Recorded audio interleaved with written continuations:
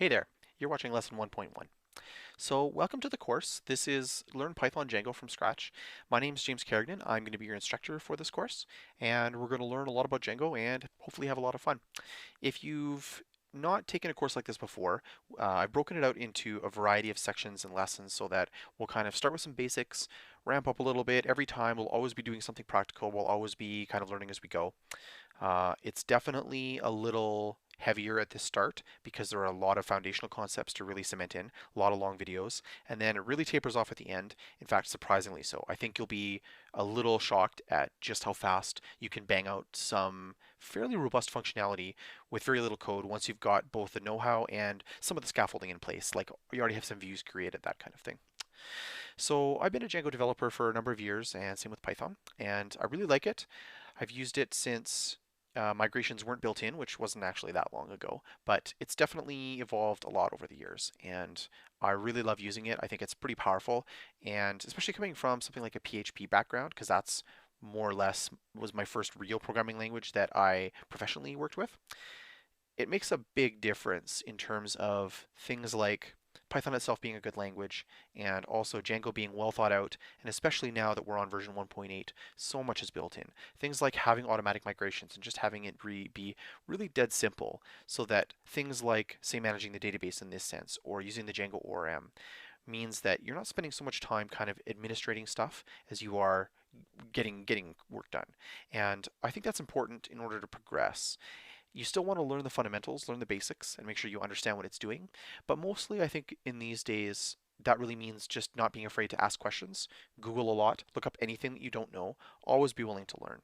Those are kind of the most important things.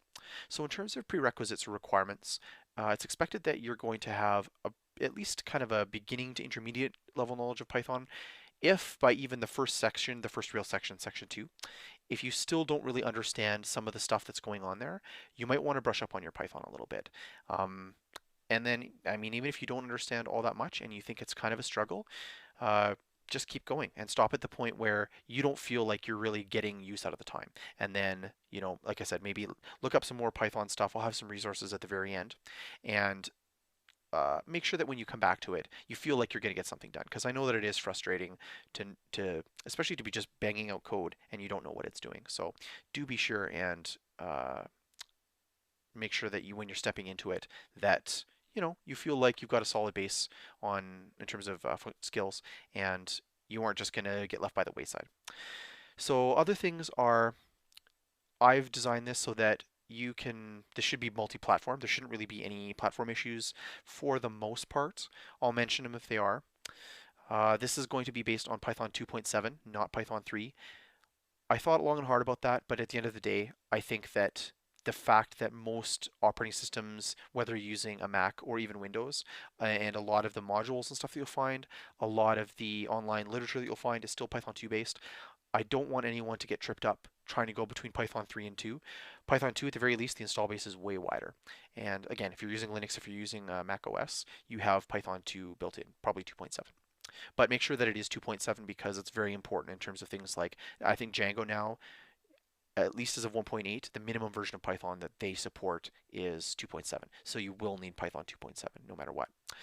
And we're going to use virtual M's, but I'll go over that if you haven't seen that before. Pretty much everything else, I mean, you'll be well served by a base of general HTTP knowledge. So if you know about the web, about internet concepts, that'll help a lot. And again, anything you don't know, just look up. I'm sure that if you're at this point, you've at least been exposed to it, so it should come pretty naturally.